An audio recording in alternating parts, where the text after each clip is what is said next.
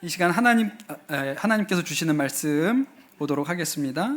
오늘 하나님께서 주시는 말씀은 사무엘상 2장 1절에서 10절 말씀입니다. 사무엘상 2장 1절에서 10절 말씀 제가 봉독하겠습니다. 한나가 기도로 아뢰었다. 주님께서 나의 마음에 기쁨을 가득 채워 주셨습니다. 이제 나는 주님 앞에서 얼굴을 들 수 있습니다. 원수들 앞에서도 자랑스럽습니다. 주님께서 나를 구하셨으므로 내 기쁨이 큽니다. 주님과 같으신 분은 없습니다. 주님처럼 거룩한 분은 없습니다. 우리 하나님 같은 반석은 없습니다. 너희는 교만한 말을 늘어놓지 말아라. 오만한 말을 입 밖에 내지 말아라. 참으로 주님은 모든 것을 아시는 하나님이시며 사람이 하는 일을 저울에 달아보시는 분이시다. 용사들의 활은 꺾이나 약한 사람들은 강해진다. 한때 넉넉하게 살던 자들은 먹고 살려고 품을 팔지 말, 굶주리던 자들은 다시 굶주리지 않는다.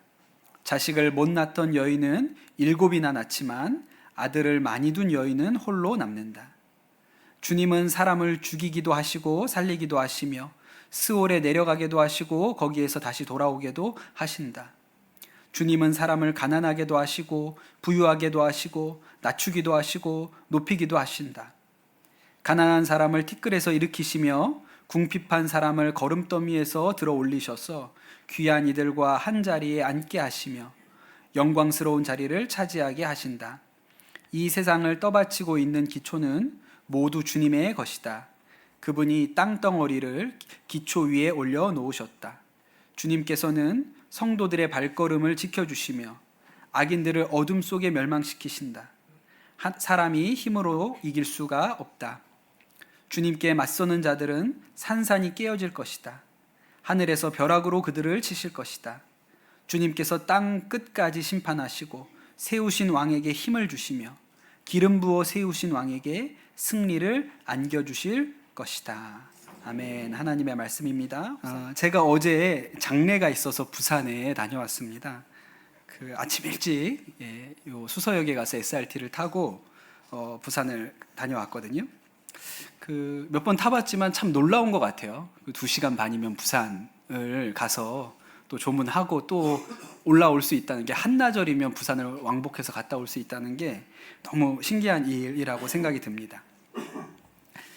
제가 신학교 다니던 시절에 기차를 자주 탔습니다. 제가 서울로 학교로 올라오기는 했는데 여전히 고향교에 내려가서 신학생으로 교회를 섬겼기 때문에 주말마다 강원도 원주로 내려갔거든요. 그때가 제가 저희 가정도 그렇고 아주 어려울 때였어요. 경제적으로 어려울 때라서 원주로 내려가는 고속버스 차비가 한 5,000원 정도 했는 것 같은데 그것도 굉장히 아깝던 그런 시절입니다. 또 버스 말고 기차도 있는데 무궁화호 기차를 타면 요금은 버스랑 비슷했던 것 같고 청량리역에서 원주역까지 1시간 40분에서 한 50분 정도 걸렸던 것 같아요. 고속버스는 1시간 반 정도면 오는데 주말에 막히니까 어떤 때는 이 기차를 타는 게 훨씬 더 유용하기도 했습니다. 새마을호라는 기차가 또 있었거든요. 지금도 있죠. 새마을호는 좀 더 빨랐어요. 1시간 반 정도면 원주까지 도착을 했는데 요금이 좀 비쌌죠. 한 8,000원 이상 했기 때문에 저는 거의 타본 적이 없습니다. 주로 제가 탔던 기차는 통일호였어요. 통일호. 이 통일호 기차를 타면 원주까지 얼마나 시간이 걸렸냐면 3시간 정도 걸렸습니다. 요금은 2,000 몇백 원밖에 안 했어요. 여러분, 통일이 왜 이렇게 더딘지 아세요? 통일호가 느려가지고 그러니까 원주까지 3시간 걸렸으면 지금 부산 가는 것보다도 오래 걸린 거예요. 기차도 느린 데다가 모든 역마다 다 정차를 합니다. 좌석도 없어요. 그냥 빈자리에 아무데나 앉으면 되는 그런 기차였어요. 저는 청량리에서 타서 원주역에서 내렸지만 그 기차의 최종 종착지는 부산이었거든요. 부산까지 12시간 걸려서 갔습니다. 77개 역을 정차한다고 그랬어요. 우리나라에서 가장 오래 운행하는 기차라고 했는데 없어지기 전에 한번 타봤어야 되는데 그런 아쉬움도 있어요. 근데 이 기차가 재미있는 게 원주 직전에 만종이라는 역에 서거든요. 근데 만종역에서 이제 한 5분에서 10분 사이만 더 가면 원주역이에요. 다 온 거죠. 근데 거기서 멈춰가지고 거의 20분 가까이를 그냥 서 있습니다. 다 왔는데 그냥 가면 되는데 거기서 한 20분 가까이를 그냥 서 있어요. 왜 서 있을까요? 뒤에 새마을호가 오거든요. 그건 1시간 반 뒤에 출발한 거예요.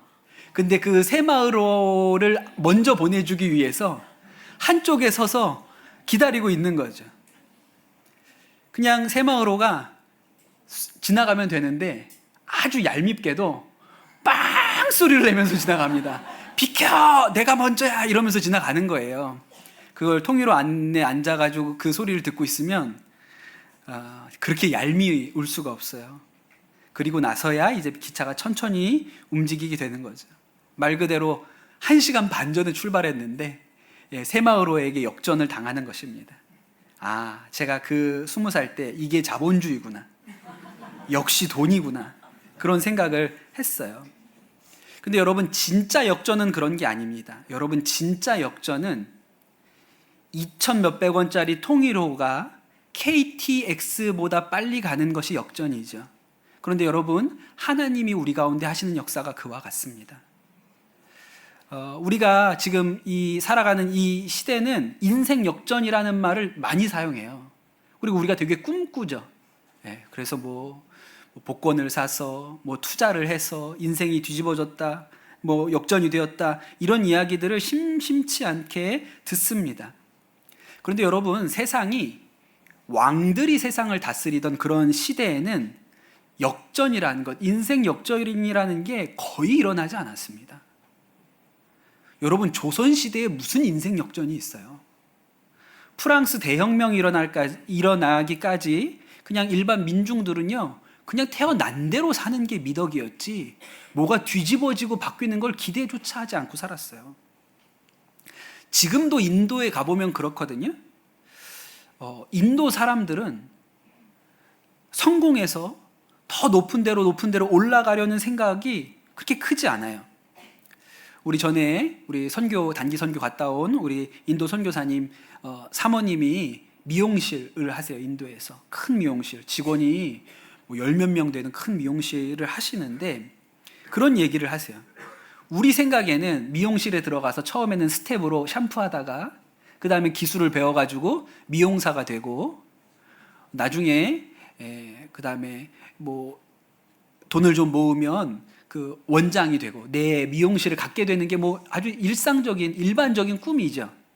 그런데 인도의 직원들은 그렇지 않다는 거예요. 인도의 직원들은 샴푸하잖아요. 그럼 나는 죽을 때까지 샴푸해야 된다고 생각해요. 변화라는 것은 이쪽에서 샴푸하는 것보다 다른 가게 가서 샴푸하는데 돈을 더 많이 줘. 그럼 글로 옮겨가는 것이 변화지. 내가 샴푸하던 사람이 미용사가 되고 원장이 되고 이런 생각조차를 하지 않는다는 거예요. 그냥 정해져 있는 것이죠. 여러분, 인도가 그냥 소만 많고 똥만 많은 게 아니고요. 인도에도 세련된 게 있습니다. 거기도 쇼핑몰 같은 데 가보면 굉장히 화려한 최신식 쇼핑몰들이 있거든요. 여러분, 우리 동네에 아주 멋있는 쇼핑몰이 하나 생기면 여러분은 어떻게 하시겠어요? 한번 가보겠죠. 돈이 없어도 가서 구경하는데 무슨 돈이 듭니까? 그냥 가서 이런 데가 있구나 둘러보고 올 수 있잖아요. 인도 사람들은 안 들어가요. 내가 들어갈 수 있는 정도의 수준이 안 된다고 생각한 사람은 아예 들어갈 생각조차 하지 않습니다. 그래서 늘 앞을 지나다니면서도 한 번도 그런 데 들어가 보지 않은 인도 사람들이 굉장히 많아요. 그러니까 이 사람들은 그냥 태어난 대로 정해진 대로 사는 것이라고 그렇게 생각을 하는 거죠. 이웃나라 일본도 그렇거든요. 여러분, 일본 가면 100년 된 우동집이 흔합니다. 여기 100년 됐대. 그래? 1000년 동안 운영되는 회사들도 있다 그러잖아요. 그럼 우리는 일본은 되게 전통을 잘 계승하는구나 이렇게 생각하지만 사실 안을 들여다보면 그렇지 않다는 거예요. 일본이 아주 철저한 계급 사회였죠. 천황 밑에 일왕 밑에 영주가 있고 다이묘들이 있고 귀족이 있고 사무라이가 있고 그 밑에 산업공상, 그 밑에는 천민들이 있었습니다. 근데 이 정해진 대로 사는 게 조화라고 생각했어요. 이걸 바꾸면 조화를 깨는 것이라서 그 사회에서 밀려났습니다. 그래서 우리 집이 우동을 만드는데 우동 인기가 시들한 거예요. 그래서 돈가스도 튀겨봐야겠다. 이러면 조화를 깨는 거예요. 오직 우동만. 만약에 그 조화를 깨면 마을에서 투명 인간 취급을 받고 어떤 때는 사무라이들이 와가지고 해코지를 하기도 하고, 그러니까 대대로 우동만 자녀의 자녀들이 계속 만들 수밖에 없게 된 것이죠. 사실은 대부분의 시대에 대부분의 사회가 변화를 싫어했습니다. 왜요? 그래야 왕이 자식에게 왕위를 물려줄 수 있거든요. 운명론이 지배했어요. 이집트에서도 그랬고 메소포타미아에서도 그랬습니다. 그러니 성경은 굉장히 독특한 책인 거예요. 성경은 너무 이상한 책이죠. 여러분, 이스라엘 이 민족의 출발점이 누굽니까? 우리가 믿음의 조상을 아브라함이라 그러잖아요. 너무 이상하죠. 여러분, 한 민족이 만들어지려면 그 사람은 자식이 많아야 돼요. 우리 감리교를 창시한 존 웨슬리 목사님 어머니 수산나 웨슬리가 19명의 자녀를 낳았다 그러잖아요. 이래야 이렇게 딱 벌써 얘기를 하면 막 이런 분위기라야 그래야 무슨 민족도 만들어지고 그런 거죠. 근데 하나님이 누굴 고르셨어요? 아브라함을 고르셨어요. 100세까지 자식이 없습니다. 사라는 이미 아이를 낳을 수 없는 몸이 되었어요. 그런데 하나님은 아브라함과 사라를 통해서 이삭이 태어나게 하세요. 근데 그 아들 하나인 거예요. 근데 하나님의 약속은 무엇입니까? 너의 자손이 별처럼, 너의 자손이 모래처럼 많아지게 하겠다. 그렇게 하시죠. 하나님은 인생을 역전시키는 분이세요.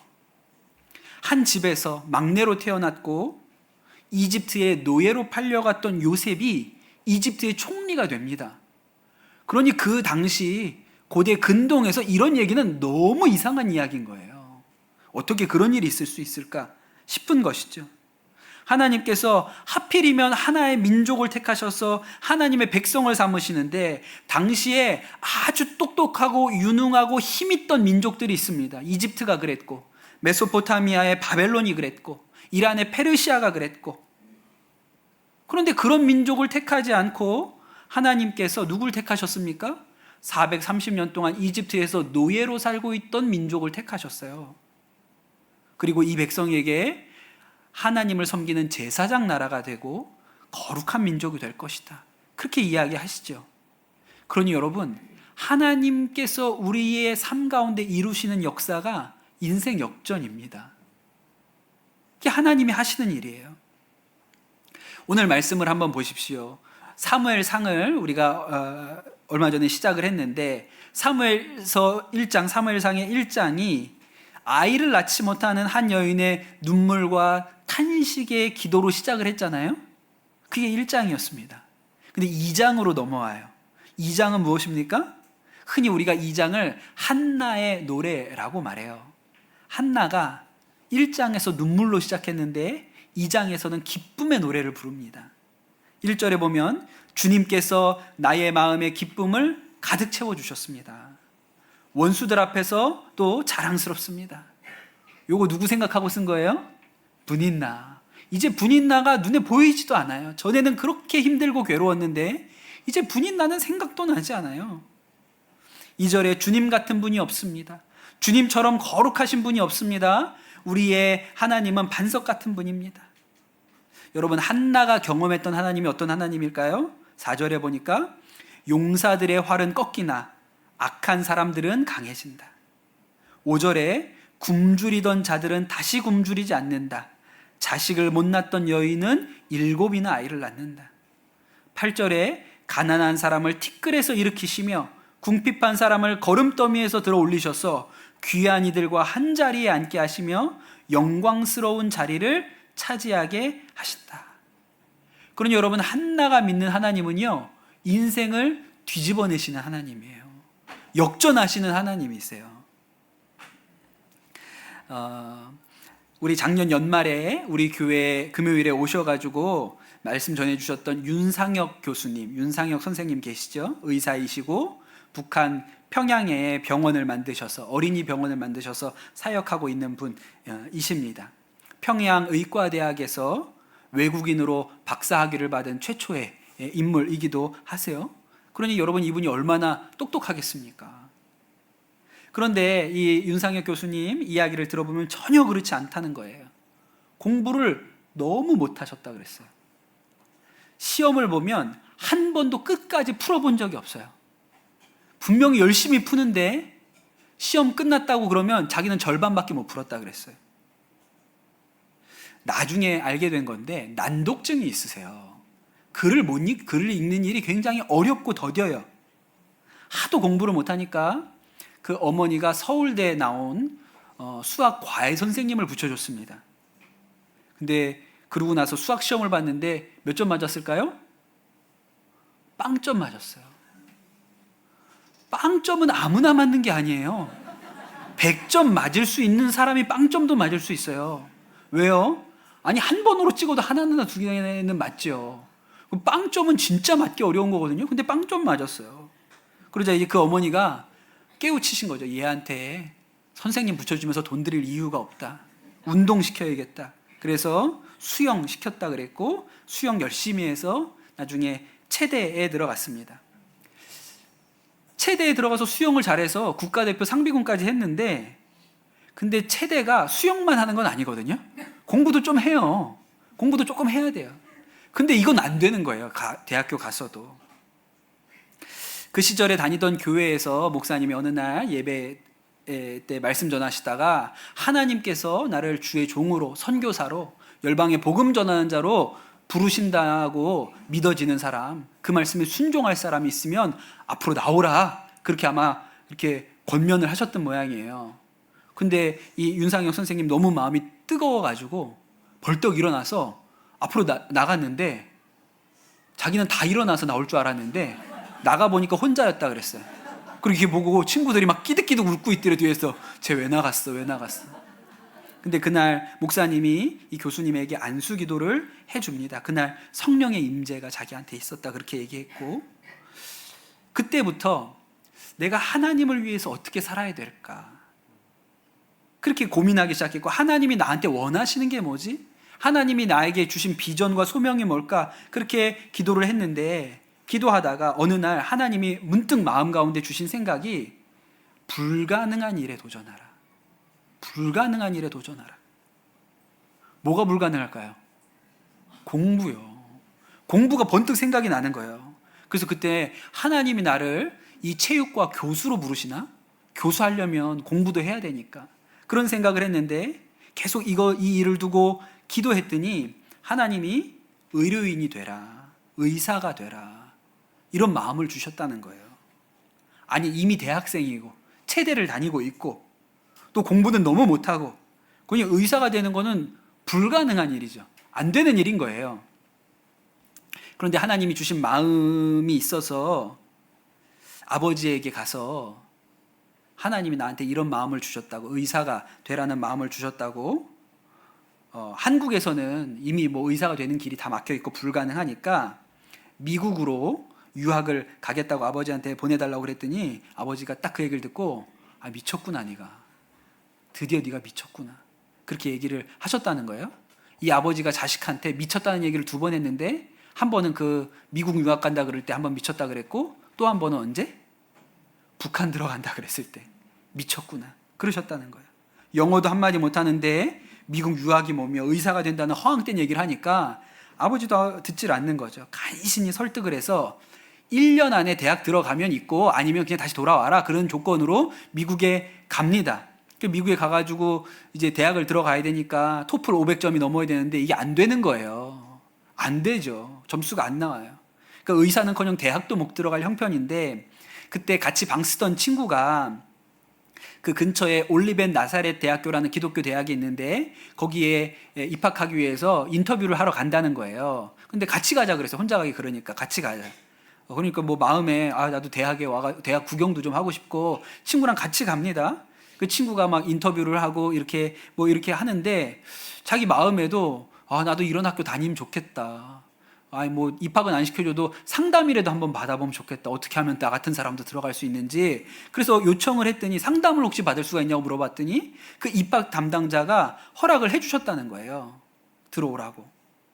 그래서 그 입학 담당자한테 이야기를 했습니다. 지금까지 일어났던 일들을. 내가 원래는 공부를 너무 못하고 난독증이 있고 그래서 수영을 해가지고 대학을 갔고 그 수영을 열심히 하는데 내가 하나님 부르심이 있어서 선교사로 복음 전환자로 살겠다고 했는데 하나님이 나한테 불가능한 일에 도전하라는 마음을 주셨고 그래서 내가 지금 이렇게 미국에 유학까지 왔는데 아니 대학 들어갈 성적이 안 되는데 나는 이 대학에 들어가고 싶다 이렇게 얘기를 했더니 그 입학 사정관이 너무 이렇게 표정이 좋더라는 거예요. 그러면서 내가 너 우리 학교 들어오게 해줄게. 조건이 있어. 1년 다니는데 1년 동안 한 과목도 F 나오면 안 돼. 그러면 만약에 한 과목이라도 F 있으면 네 입학 취소야. 근데 네가 F 없이 한 학 1년을 마치면 정식 입학으로 해줄게. 이렇게 됐다는 거예요. 그래서 학교를 들어갑니다. 생물학과에 입학을 해요. 1년 동안 공부를 하는데 한 과목도 F가 나오지 않았습니다. 뭐라고 얘기하냐면 죽기 살기로 공부했다 그랬어요. 난독증 때문에 책이 안 읽어지니까 남들은 2시간이면 끝낼 수 있는 공부를 자기는 8시간 붙들고 했다 그랬어요. 근데 어떻게 이게 가능했을까요? 수영을 했거든. 죽을 고생을 하면서 수영 훈련을 해봤기 때문에 야 이거 수영하다가 죽겠구나 이런 생각 해봤는데 공부는 아무리 해도 이거 하다가 죽겠구나 이런 생각은 안 들더래요. 그 8시간 넘게 그렇게 공부를 한 거예요. 그래서 결국 1년을 그렇게 마쳤습니다. 그리고 그러는 중에 그 생물학과에서 지금 아내 된 조이 선교사님도 만났죠. 북한 선교의 비전을 가진 그런 아내를 만나게 됩니다. 나중에 의대를 진학하죠. 그래서 카이로프래틱이라는 분야를 전공을 해요. 이렇게 손으로 아픈데 만져가지고 뭐 관절 이런 데 만져서 이렇게 치료하는 분야잖아요. 그래서 카이로프래틱을 전공한 의사가 돼요. 나중에 북한에 의사로 들어갔는데 북한의 의료 환경이 얼마나 열악합니까? 너무너무 어려운 조건이죠. 그런데 카이로프래틱은 뭐가 좋아요? 아무 장비가 필요 없어요. 손만 있으면 돼요. 손만 있으면. 그래서 처음에 사실은 의사로 들어간 것도 아닌데 아픈 사람들이 있어서 만져주고 이렇게 하다가 사람들이 낫고 그래서 소문이 나서 평양의과대학까지 그렇게 갈 수 있게 되었던 것이죠. 그럼 여러분 이게 하나님의 방식이에요. 하나님은요 인생을 역전시키세요. 우리 중학생, 고등학생들 여러분 소망을 가지세요. 난독증 없죠? 네, 축복합니다.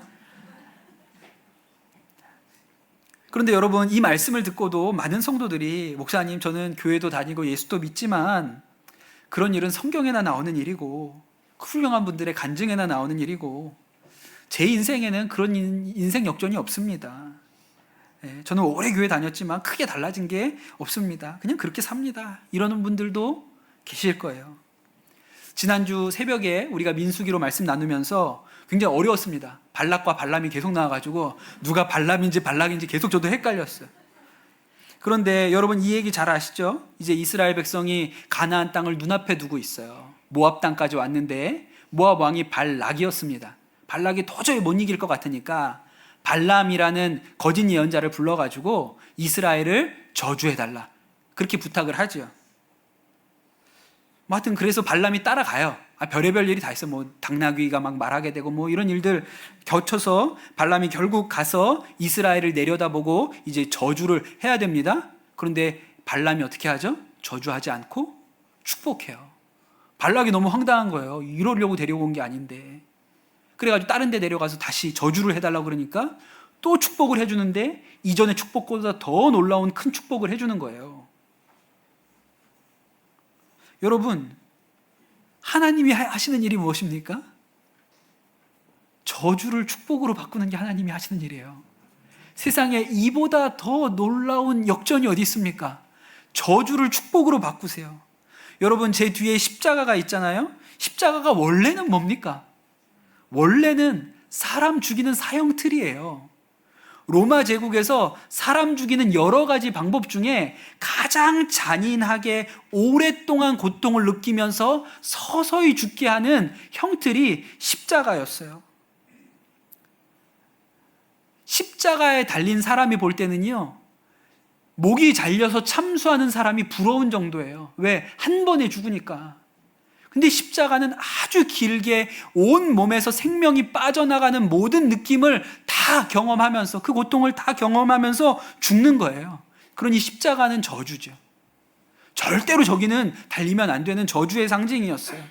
그런데 여러분, 그 십자가에 예수님이 달리셨습니다. 그리고 십자가가 지금 우리에게 무엇이 되었습니까? 구원의 상징이 되었어요. 하나님의 사랑의 상징, 용서의 상징이 되었어요. 여러분, 이것보다 더 놀라운 역전이 어디 있어요? 여러분, 예수님을 믿었다는 말은, 우리가 예수 그리스도 안에 있다는 말은 이미 우리의 인생이 역전되었다는 말입니다. 역전된 거예요. 조준모라는 복음성가 부르는 가수가 십자가에서라는 제목의 노래를 만들어서 찬양을 불렀는데, 이 찬양의 가사처럼 우리에게 일어난 일을 정확하게 간단하게 묘사해 주는 노래가 없는 것 같아요. 이런 노래를 불렀습니다. 십자가에서 그는 내 이름 바꾸셨네. 고아에서 아들로, 거절에서 용납으로, 죄인에서 의인으로 바꾸어 주셨네. 십자가에서 그는 내 이름 바꾸셨네. 저주에서 축복으로, 원수에서 연인으로, 창기에서 신부로 바꾸어 주셨네.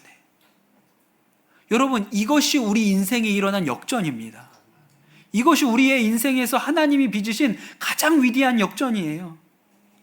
하나님께서 왜 이스라엘 민족을 택하셨습니까? 그들이 지혜가 많고 강하고 능력이 있기 때문이 아니고, 오히려 다른 모든 민족보다 보잘것없기 때문에, 약하기 때문에, 그래서 하나님의 능력이, 이 일은 하나님이 하시는 것이라는 것을 드러내려고 하신 것이죠.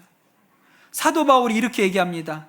하나님께서는 지혜 있는 자들을 부끄럽게 하시려고 세상의 어리석은 것들을 택하셨으며, 강한 것들을 부끄럽게 하시려고 세상의 약한 것들을 택하셨습니다. 하나님께서 왜 우리를 불러서 우리를 하나님 자녀 삼아 주셨습니까? 그건 우리 공로로 된 게 아니라는 것을 드러내시기 위해서, 오직 하나님의 능력과 사랑과 은혜와 용서로만 가능한 것이라는 것을 하나님이 보여주시려고 우리 같은 죄인들을 택하셔서 용서하시고 하나님의 자녀로 삼으신 것이죠. 그러니 여러분, 인생 역전은 요셉의 얘기가 아니고, 윤상학 교수님의 얘기가 아니고, 한나만의 얘기가 아니고, 오늘 우리의 이야기인 거예요. 우리가 다 우리 안에 인생 역전을 담고 있습니다. 죄인에서 아들로, 죄인에서 하나님의 자녀가 되는 놀라운 인생 역전이 이미 우리 안에 있어요. 여러분, 그리고 오늘 이 말씀을 여러분 마음에 붙드십시오. 윤상혁 선생님이 하나님, 어떻게 하면 내가 하나님을 위하여 살까라고 그가 마음이 바뀌었을 때 하나님께서 그의 인생 가운데 개입하셨던 것처럼, 여러분, 오늘 하나님께서 지혜 있는 자들을 부끄럽게 하시려고 세상의 어리석은 자들을 택하셨고, 강한 자들을 부끄럽게 하시려고 세상의 약한 자들을 택하셨다는 이 말씀을 여러분 붙드십시오. 그러면 하나님께서 우리를 통해서, 우리의 연약함을 통해서, 우리의 모자름을 통해서도 일하실 거예요. 여러분, 그 일이 일어납니다. 그것이 하나님이 행하시는 일이에요. 하나님의 일하시는 방식입니다. 내가 공부를 조금 잘 못해도 나는 순종만 한다. 내가 약하고 힘이 없어도, 부모에게 물려받은 재산이 없어도, 내가 지금 그래서 가진 게 없어도 나는 하나님 기뻐하시는 일을 하면서 살고 싶다. 여러분, 우리의 인생을 주님께 드리면 하나님은 잘 왔다, 잘 됐다, 너가 나의 제일 좋은 재료다 하고 우리의 인생을 역전의 인생으로 바꿔 가시는 것이죠. 여러분, 한나의 노래가 여러분의 노래가 되시기를 예수님의 이름으로 축복합니다. 슬픔이 희락으로 바뀌고, 제 대신 화관이, 찬송이 근심 대신 찬송을 주시는 그런 놀라운 은혜의 노래가 여러분의 노래가 되시기를 예수님의 이름으로 축복합니다. 주신 말씀 붙들고 이 시간 같이 기도하도록 하겠습니다. 주님, 내가 믿는 하나님, 우리의 하나님은 역전의 하나님이신 것을 우리가 믿게 하여 주시옵소서. 그리고 그 역전의 역사는 다른 누군가의 이야기가 아니라 나의 이야기인 것을 우리가 믿음으로 취하게 하여 주시옵소서. 이미 우리가 예수 그리스도로 말미암아 고아에서 아들로, 저주에서 축복으로 변화되었습니다. 또한 우리가 하나님께서 약한 자들로 세상의 강한 자들을 부끄럽게 하신다는 이 말씀을 붙들고 살 때 하나님 일하시는 그 일에 우리가 증거가 되게 하여 주시옵소서. 우리가 한나의 노래가 내 노래가 되게 하여 주시옵소서. 이 시간 우리 합심해서 주신 말씀 붙들고 기도하도록 하겠습니다. 하나님 감사합니다. 오늘 복된 주일에 우리가 이 예배의 자리에 나와서 주의 말씀 듣게 하시니 감사를 드립니다. 하나님, 우리 하나님은 역전하시는 하나님이십니다. 하나님, 우리가 낙심한 마음 가운데, 절망한 마음 가운데 머물러 있지 아니하고 우리 하나님께서 우리의 인생을 역전시키실 것을 믿는 믿음의 눈이 열리게 하여 주시옵소서. 이미 예수 그리스도로 말미암아 우리의 인생이 역전되었습니다. 이제 하나님, 우리가 이것을 굳게 붙들 때 하나님, 우리 안에 그런 역사들이 또한 일어나게 될 줄로 믿습니다. 특별히 우리 자녀들을 주님께 올려드립니다.